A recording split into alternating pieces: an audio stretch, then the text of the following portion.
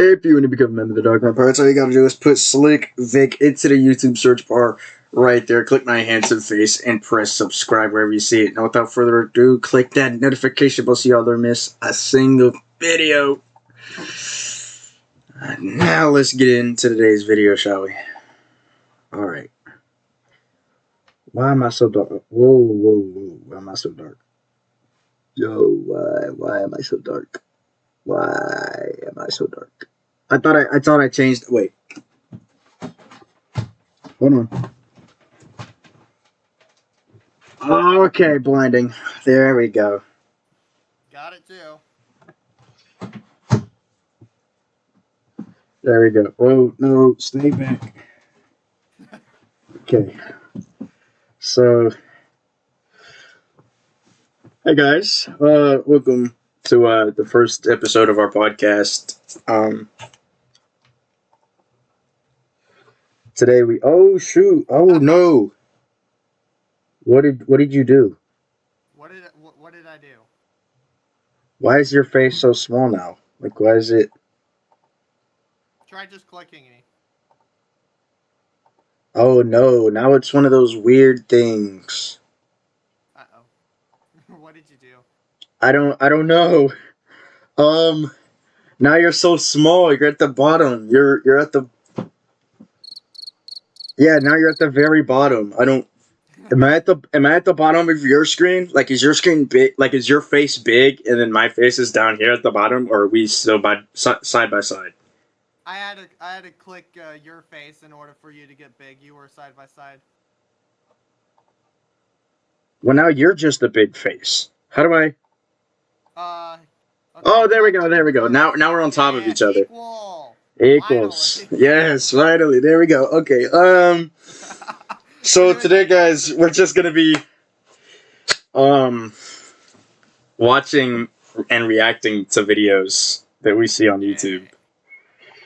Because why not? Oh wait, I forgot to screen share. I'm dumb. Start sharing screen, entire screen, screen one. Here we go. Okay. As you can see, dear viewers, I have brought my two trusted Enma Beauty and Storm Hunter right here. All right. The first one I look at is what we're gonna watch. Wow. I saw the most anticipated fight scene. Me too. I was helpless from his gaze. It's irresistible. Jesus. Shut up. Yes, Flame Emperor Sabo versus Fleet Admiral Sakazuki is not just my most anticipated fight in the series, but one that will go down as one of the most iconic in anime history. A familial rematch with arguably the most hatred, distaste, bad blood, and heat in any fight we've seen to date. And not just because these guys are portable furnaces. So let me break down this fight and how I see this fiery scrap going down.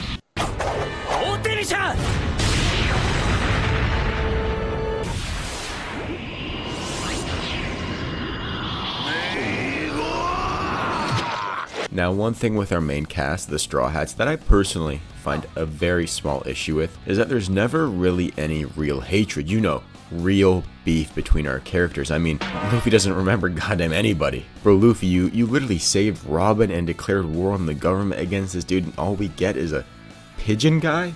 I want some real hate, some real angst, bro. Yo. Zoro and Sanji barely even know their opponent. Angry. Like, you don't see someone out of rage killing people often. Yeah. Bro, your volume's at 200 and the freaking thing is so loud. Try turning the thing down. Like, when's the last time Zoro fought someone with real narrative behind it? He does not have a damn iota of care for Lucci at all. One of my favorite fights in modern Dragon Ball is Vegeta versus Frieza in Resurrection F, because Vegeta was just on when he hates bro with every little Saiyan gene in his body. Every punch, every kick just so cathartic. Again, that's a reason why Kid was at first such a captivating character, because Kaido whooped him and took Killer's nonchalant gimmick. Backman played reverse pin the tail on the donkey with Kid's arm. We want to see some comeuppance. Then I could even see it go in a similar route to Mustang vs Envy, if you know, but That's for If you later know, on you in the know. video, my friend. Now this bugs me because I'm a real fight man. Give me that toxic Connor throwing buses at people, pushing each other at the press conferences, scrapping it up in a casino, bringing up that dude's manager is a terrorist. I could go into heavy detail, and I will. And I will go into heavy detail. That's what I want. I want it nasty and grimy, buddy. And Sabo vs Sakazuki is the perfect fight for that. Not only is Akainu the one who killed Ace, Sabo's bestie, not only did he permanently scar Luffy, Sabo's other bestie, but he made Sabo feel so useless. Could you imagine Sabo sitting pretty in the revolutionary castle, making sure he can properly form a dragon claw, while Luffy and Ace, his brothers, his day ones, are literally going to war? You'd feel like an absolute bum, dude. Much like Luffy, Sabo also has a permanent reminder of his failure to protect Ace. Not a scar, not a hindrance, but a power. Sabo's power of the Maramara no Mi is a permanent reminder of his failure, and what better way to cleanse yourself of that sin than getting true, honest to goodness, earnest revenge. And if you thought that wasn't enough, not only did he kill his big bro Ace, he smacked up Kuma. He was trying to put that pure-hearted tyrant down like a dog at Marie Joie. This thug was really trying to kill good father Kuma. Now, from Akainu's perspective, Sakazuki is just an earnest hater of little brats. He despises Dragon. He won't even call Luffy by his name. He just calls him Dragon's son. Do you even have a clue how much paperwork Sabo has likely caused Akainu to have to write out at his desk? Trust me, this guy is gonna be heated. But I hear you. I understand that a lot of y'all would rather have Luffy defeat Sakazuki than Sabo because that's the safer option, you know. People like the safe option. Why risk it for the biscuit when you can sit pretty on the couch with your saltine crackers, buddy? But trust me, this is just better. We all know about the inversion in One Piece post time skip, how events from the pre-time skip era are being used in the post time skip, but now inverted. And what's a better inversion than Sabo successfully saving Luffy? That is just beautiful, buddy. Now when we see this fight start to break out in the final saga, we know things are about to get real serious. A revolutionary versus the fleet admiral. We know that things are about to get grimy and dirty. This fight has got bad blood, but it also has honest to earnest goodness stakes. And the reason that I think that is because we honestly don't know who would win. Obviously, so far I'm building this fight like it's written in stone to be a Sabo Dubsky, but this can easily go to Akainu if Oda wants to build Luffy versus Sakazuki. Yo, I don't know, bro. I don't know. Like, I don't know. I'm pretty sure like any side could win. Any side could win. I I don't know. I can see it either ways because Ace was putting up a good fight until he sacrificed, but both of them had 2 years to get stronger, so anything could happen. Yeah, anything can happen. I hope you're recording too, because they cannot see neither of us. They can only see the screen for me. So like, whoever's doing the screen sharing should not be the one recording, bro. Should not I be the didn't one think recording. of that. I didn't think of that. Yeah, I don't know why I'm recording. I'm over here recording it when we can't even see each other. Like, Instead, I mean, that would just create next so video much we'll more do drama for a we'll do Luffy it the right versus way. We'll do Sakazuki it the right show way. off. Yeah. Anyway, Yeah, so we're that right makes at the Sabo versus Akainu one of the only matchups in the endgame out of all the final. Yeah, but what do you think would happen? Like, personally, I think Sabo could take Akainu. Like, I think he could. Yeah, I think he could. I think he could. But on the other hand, I think Akainu could literally whoop Sabo's butt. Like, he could literally shred him. But like, you know, That we don't know the outcome for. That is just an insane amount of tension. Like, tell me, aside from being immensely hyped, do you think Mihawk is gonna beat Zoro? Insurmountable hype aside, is Luffy do you think that Mihawk's gonna beat Zoro in the end? Where's Zoro gonna beat Mihawk?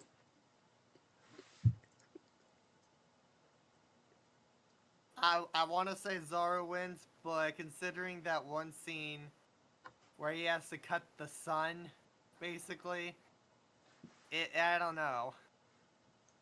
Zoro still has a little ways to go in order to beat him. Yeah. I don't know. Versus Lucy, though, it does put another aspect of how much he holds back. For real. He gonna lose to Teach? But tell me, is Sabo gonna... Is Luffy gonna lose to Blackbeard? Okay. I have an argument as to why I think Zoro has a good shot against Mihawk now. Oh, really? Why? Awaken Lucy versus Gear 5. Lucy survived a good few minutes before getting knocked out. Zoro is strongest at 3 swords, weaker with less. He won sword against him while Enma was in the air. Yeah. Wrap it up. So, I'm just saying. It's 9 o'clock. I said wrap it up. I didn't say turn it off right this second. But it's time to start wrapping it up. What's up with you and always going to bed? I'm not like you. Victor, it's Sunday night. You have school in the morning. All right. Lucky forgot about school. Anyway.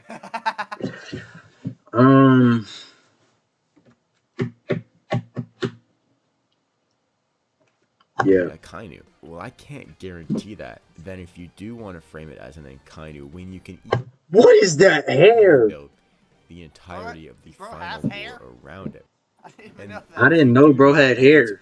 All of the big players Thought it in was one bald. place. Finally, a good reason to have the Straw Hat, Grand Fleet, the Revolutionaries, the world government, the Navy, and you could even bring in Teach too, because he's always looking to pick up the scraps at the end of the war. Get his little XP and something like that. Oda, you are missing out if you don't make it. And there's not only the fiery, flashy on the surface level. There's just a heap of narrative depth, clashing of ideals, if you will. The Flame Emperor who goes around liberating countries from tyranny against Akainu's reign. A war between justice and freedom. Oda loves putting more than just punches and kicks in his fight. For example, Luffy crushing people's dreams. Luffy doesn't just simply kill them because there indeed lies a fate worse than death in being truly broken. We've seen that in Gecko Moria. He got utterly broken by Kaido, so much so he became a NEET sitting in the shadow room playing with dead people. Plus, he lost his grind. He became an out of shape blob.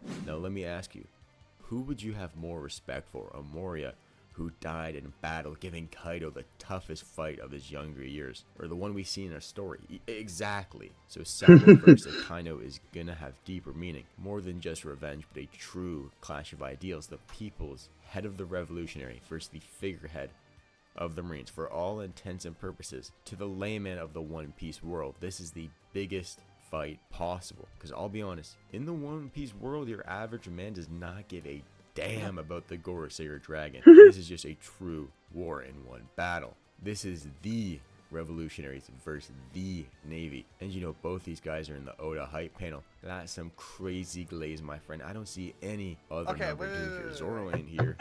Beckman ain't here. But Sabo. It kind of looks like they paired it as who's fighting who, like Luffy's. Exactly, that's what I was about to say. That looks... It matches too well. I just thought of that. Like, is Dragon gonna fight Akainu? Is that his name? I don't know who those two are, but...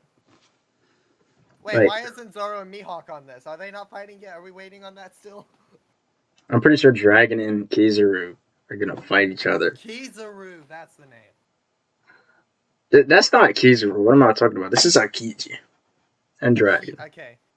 And then Kobe and Kobe Emu, versus... whoever this is, and Shanks' dad, and then Shanks, and then Buggy, and then Luffy. I need to get Crunchyroll so I can watch past G-Ford. Like, bro. Is. Now, I think I'm going to sound like such an Oda angel when I say this, but I really like Sabo, and I think he might be one of the most downplayed. In his introduction, Sabo would less than no diff a vice admiral in the coldest way possible.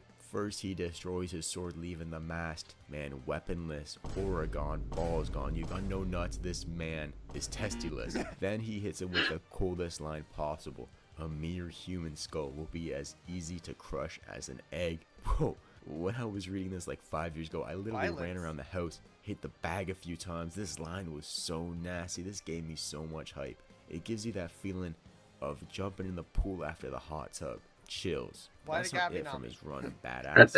After dodging an Admiral's barrage of meteor, he said that he forgot he didn't need to dodge. Sabo was out here dodging meteors for goose and gas. Then we get an interesting interaction when him and Fujitora start clashing. First, Fuji says, "Isn't your aim to stop the Marines?" And Sabo says, "How long are you going to play dumb?" Which to me not only confirms that Sabo was there to stop Doflamingo's illegal smuggling game, but you could also read that he's stalling Fuji here because he trusts Koala with her job. Either way, this is no performance to feel sorry about. Then the only reason the battle ends is because Fuji ended it, not Sabo. Granted, Fuji did this because he viewed Sabo as just in his mission, but hey, Sabo's looking a lot cleaner than when he was scrapping with Fuji. Clearly he wasn't outmatched. If you didn't already think this introduction was crazy enough after slamming out a Vice Admiral then clashing with an honest-to-goodness Admiral, he one-shots a Yonko commander, well, in the loosest of definitions of Yonko commander, but still, he one-shot Burgess. Now, I know I've done a lot of glazing at Sabo, but here's the crazy spit.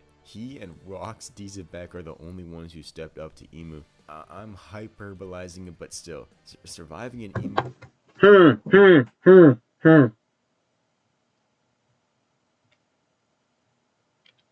Where's it at? Where are you? What are you looking for? Wait, Kobe and him. Oh. Nah, now look what he just did. He and Rox Dizabek are the only ones who stepped up to Imu. I'm hyperbolizing it, but still, surviving an Imu attack is kind of crazy. I mean, it's foreshadowing. Look, Back a little. I saw it. He already fought Imu.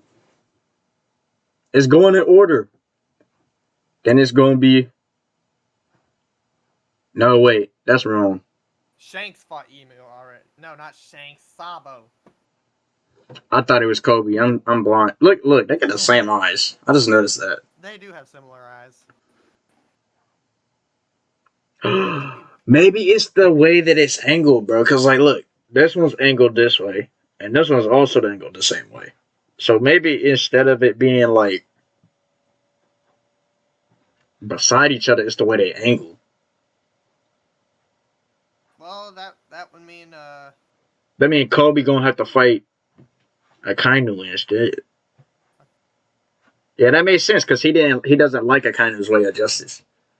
And then that means that Buggy and Shanks are gonna fight, and Luffy and Teach are still gonna fight. So that means these two are still gonna fight. Yeah, it only changes that one thing, because they both still angle the same way. Sabo is. Now I think I'm gonna sound like either you're right or it's the first idea. We're not unknown. Uncompromising curiosity. Bro, what? Uncompromising Is that my quality, cat? crafted I don't without know. compromise. What did I just see though?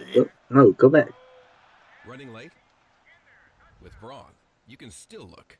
I've gone on for long enough about the nerd stuff, the build up, the narrative, and all that. So put those beakers and test tubes away. It's time to get into the sweet science of boxing. First of all, Sabo, we know he's got the Mara no Mi, and he's a bit of a wild card. Here's the thing about Sabo. He's the type of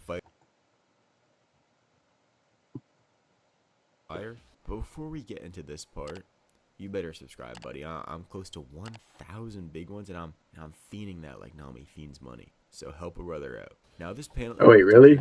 You're close to 1,000. Bro, you are at 4,030 I don't think it's so much more than that. When has Oda ever done throwaway? Yeah, how did you do this in 2 months, bro? Was out here blowing his I can show a verse video. Hold on. Oh, we watched you earlier. I just realized. Yeah. I feel like we watched another video by him because I think I watched a video by him maybe. Yeah, look, we also watched this one. One Piece YouTubers don't understand. Yeah, see, we already watched. We watched two. This guy. Yeah, shout out to him. Can Usopp solo pre-time skip? God, Usopp, probably the most polarizing character in all of One Piece. A character who is never, ever brought up in power scaling debates. and is often called the normie of the Straw Hat crew, so we're fixing that today. If this guy was in Luffy's position, can Usopp solo pre-time skip? Now I think it's important to truly understand Usopp's strength before we get into the baddies. And we will be considering Usopp with prep time, by the way. Usopp with prep time is low-key a mythical fighter, buddy. People talk about this dude like he's prime Bruce Wayne. And he can quite clearly get some good strategies going on. I mean, this guy came up with more of a strategy to box Luffy than he did for the entirety of the raid on Onigashima. He was countering moves, whipping out reads and stratagems. Low-key a traitor, he was planning this for a minute. But what does Usopp have in his arsenal to do some real damage? He has his slingshot staff thing, Kuro Kabuto, which along with being a regular slingshot, he can feed it water, which is really important detail for later on, transforming it into Chomp Grass, which is able to knock out both Buffalo and Baby 5. Additionally, Kuro Kabuto can be used for blunt attacks to varying degrees of success, I guess you could say. Then from that staff, we have the legendary Pop Greens, which honestly I think are a little downplayed. People forget, man, this dude absolutely boom Gunko, like completely eviscerated her torso. That is pretty damn impressive AP feat. I mean, Rayleigh only sent Summers flying. A named attack from Robin can only smack the Hype Tool Knight's upside his chinny chin chin. I'm being a little facetious here, but honestly, him destroying Gunko like this is pretty damn impressive. Using the named attack Firework Flowers, he was able to damage and even draw blood from the Toby Robo Page 1. Again, Page 1 what blocks the bloody head off a lot of the pre-time skip villains. Also, this attack isn't necessarily a major boss, but Impact Wolf is so cold. Usopp, buddy, we need an encore of this one. Bring her back, brother. Aside from sniping, this guy has the Fraudulent Hammer, which I don't think are doing any real damage to anyone but Buggy. And we even have the legendary attack, Usopp Noise, where he whips out the chalkboard and gives it a little bit of a good old scratch. And I miss when Usopp was allowed to do bits like this, huh? Lastly, you and I both know about the mythical, the special, the iconic hot sauce pellet, which brutally incapacitated. Thought he was gonna say Usopp Hammer, not gonna lie. Cold. What's up, Papa? Alright, ladies and gentlemen, and anybody else, that's the arsenal, the Call of Duty loadout we're working with. Now let's talk about what kind of build this guy is working with, because I'm not gonna lie, he hit one of the nastiest bulks to cut I've ever seen in my life. Usopp, no longer a physical pushover like he was pre-time skip. I mean, this guy is easily putting 225 on the bench. I don't know if you're saying the same about Crocodile, buddy. While Usopp is obviously nowhere near the strength of the monster trio, it still is pretty impressive for pre-time skip. After having gone to war with Ulti and Page 1, he was able to carry both Kinemon and Kikunojo, who are probably like 350 pounds each. We are really scraping the bottom of the barrel here, eh, buddy? Then we get to speed feats, which is an essential aspect of versus debate. Though for Usopp's strategy, it's not that important for Usopp. His travel speed is way more important than his like quick twitch ability. Usopp's not much of a quick twitch guy. He got the slow twitch with muscle fibers. He's a decisionator, buddy. Still, being able to outrun some New World opponents is pretty impressive, though I don't know how relevant it's gonna be. Then we get to Usopp's hands down most impressive stat. No, not his sniping ability. For the purposes of this debate, Usopp can basically snipe anything. This dude is not missing a soul. Anyway, this guy's most single impressive stat is his inhuman durability. I mean, this guy has to have some sort of Buccaneer durability going on here. The amount of shots this guy has taken that should have splattered his brains against the walls of Onigashima, but somehow he was even still conscious. It's genuinely impossible to comprehend. Jealous like him. This guy can't even put a sentence together, man. Are you kidding me right now? He's reaching for those grapes. He's trying to make his wine, and the wine's already sounding like a violin with that cheese and wine. This guy's durability feats include tanking a 1-ton bat to the face. After getting jumped by the Frankie family, this guy was still willing to put the gloves down and go 12 hard rounds with Monkey D. Luffy. Like, there were attacks that were bending over Crocodile, and Usopp was low-key tanking them like an absolute boss. Back on the good old Thriller Bark days, he was able to withstand the force of an impact dial when facing a spooky Hippo Gerblin, which is a decent feat, all things considered. I mean, then his single best feat today was taking not one, but 2 headbutts from hybrid form Ulti. And when I say 2, I mean 2 at the bare minimum. It's heavily implied just based on the scene that it was likely more. To put this into perspective, this dude Luffy clashed with Ulti in base the exact same Luffy that would hurt Kaido. Then after that clash, she would grab him and Luffy would literally say, her power's too strong. Uh-oh. Gear 4. This guy was about to go Gear 4 versus Ulti in order to beat her up quickly. This is insane. Ulti AP hype. And honestly, I don't know how else to say it. She low-key just mogged Katakuri, I'm not gonna lie. All in all, this guy may look like a complete twerp, you know, snapping like a twig, but he has the 4th best durability in a crew built up of straight dogs. Then obviously I do have to mention that this guy has observation hockey. While not being incredibly useful for one-on-one barn burners, it does once again show his will to win. He may not have shown this again in 10 years. That's an Oda getting distracted from the main story flaw. In my opinion, this guy surely still has hockey. His level of observation hockey lends incredibly well to his strategy of hit and run, allowing him to basically always effortlessly ambush his opponents, which I do think Usopp would be capable of strategizing, and just in a duel, having hockey when the other guy doesn't, it's just a great buff, you know. Oh yeah, and regarding prep time, give this guy 10 minutes and access to a Home Depot, and Buddy is building the nastiest assault gun. Blue. First up, we have Axe Hand Morgan. And aside from his gag feet on Garp, this guy is an absolute bum. Usopp would be boxing the bloody head off him, kicking the bleeding legs off him. Usopp's just way too fast, way too durable. Usopp by brutal smoking. Then we get to the biggest fight in One Piece. Play that one John Cena meme.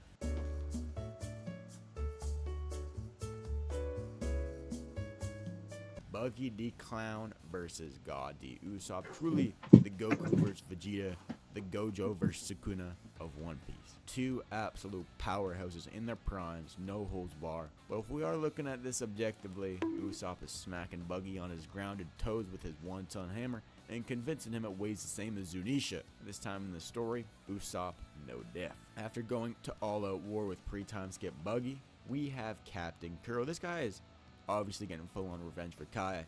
Certainly a weird matchup because Kuro is trying to dart into range while Usopp is keeping his distance, but I think especially with observation hockey, he would sense Kuro's aura and snipe him with an AoE pop green when he's ready to fire. And you know, Buddy also has some tacks to throw down to interrupt his dash dancing, so yeah. Although this may be significantly more difficult matchup than the other two, I got Usopp taking this one while Girlfriend amped. Next on the list, we make our way to Mr. Don Krieg, Golden Hockey Man himself. And this is a fight that Usopp can really stunt his stuff, you know. A man with armor who neglects the facial regions. Buddy, Usopp is going to be peppering you with hot sauce pellets all day long, getting your eyes watery, your mouth tingly. Usopp is just sticking and moving and eating any weapons that Don Krieg ends up firing. You know, people often clown on Usopp by acting like this is some extreme diff fight where Usopp is barely pulling out, but Usopp wiping out New World fodder is legitimately so much more impressive to Don Krieg turning tail when he encountered the Grand Line, the Paradise, by the way, not even the New World. To me, Don Krieg with his heavy, hefty armor is nowhere near fast enough to dodge Usopp's attacks. So yeah, Usopp with his legendary sniping is just smoking this dude. There's no way he takes one of those nukes that Usopp fired off. After we got Don Krieg, we have Arlong, and we have basically seen Usopp take out a steroid amp Fishman back in that arc when he brutally pwned him with an impact wolf, which Usopp states that anything within a 3-meter radius of that thing's Christmas tree nose would get obliterated. Plus, with Arlong being a fraudulent fishman and not even knowing karate, he doesn't really have a way to damage Usopp. People forget, man. We think of Arlong as a boss because he was basically smurfing in the East Blue, picking on a town with a single sheriff, and he was Jinbei's quote-unquote equal back in the day. But he was in the East Blue for a reason, right? Because he would have gotten smoked by any real honest-to-goodness threat in the Grand Line. I mean, the little corpse of Zoro was giving this dude problems and was taken out by an attack with building level AP. Usopp easily has that with his exploding pop greens. Additionally, this dude was able to use Taika Javelin to take out a baker's dozen of steroid amp fishman thugs. I don't know what else to say aside from this dude absolutely smokes Arlong, and no, it's really not close. Next up, we got some basic random Baroque Works members that were the semi-villains of each build-up arc to Alabasta. And Usopp would handle these guys pretty handedly. I mean, pre-time skip Usopp beat Mr. 4 and Miss Merry Christmas alongside Chopper, which Usopp has legitimately gotten so much stronger since then, you know, leaps and bounds. I don't think a single soul will disagree with me on this one. Though Mr. 5 is a heck of a sniper, dude. I'll give my goat that. Obviously, next we have Usopp versus Wapol. A heck of a fight. Two absolute demons in their friggin' primes going all at it, man. This is a legendary scrap that I just can't fit into an under 20-minute video. So you know what? We'll be dropping a 3-hour breakdown on Usopp vs. Wapol on the secret second channel. You just gotta find that. It's gonna be crazy. Alright, ladies and gentlemen, now for a real fun one, we have Crocodile vs. Usopp. And I think it's about time we rustle some feathers, rub some of y'all the wrong way, get on some of your nerves, right? Truly, at the bottom of my heart, Usopp does indeed beat Crocodile Dundee. Now let me explain myself before you leave a comment saying, but bro, Logia, but bro, Usopp like freaking sucks, dude. Though while you're down there commenting, make sure you like the video and subscribe so I can hit 5K by the end of the year. That's the goal, so make sure you join the Clinch crew, buddy. Now let me first epically debunk the whole issue of damaging the Logia. As I've mentioned a lot through the video, we have the pop greens. Let me tell you about the legendary Green Star Sprinkler. And yes, while it may not look very impressive, neither did Luffy's bucket. Because of the way that it sprays while rotating, Crocodile would never be able to dry up the plant without being able to get wet. So with proper prep time and loaded up arsenal, Usopp can easily set up the battlefield to give him the advantage. But do not worry, I'm coming packed with more. Remember back when I first mentioned Kuro Kabuto Chomp Grass? If we go back to that lovely panel, zoom, enhance, magnify, adjust the brightness. That looks like saliva, doesn't it?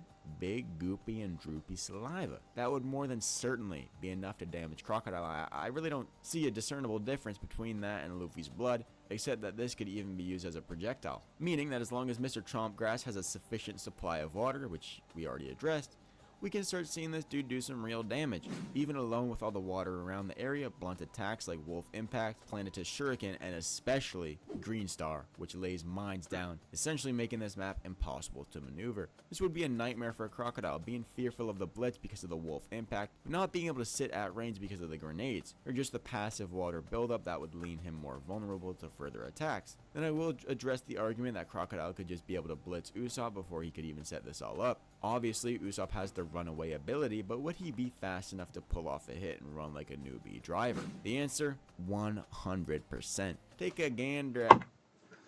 I don't know. Do you think Usopp would solo Crocodile? I don't Be know. a tough fight. I don't know, man. I think based off what he just said, it wouldn't be any different than Luffy and his blood.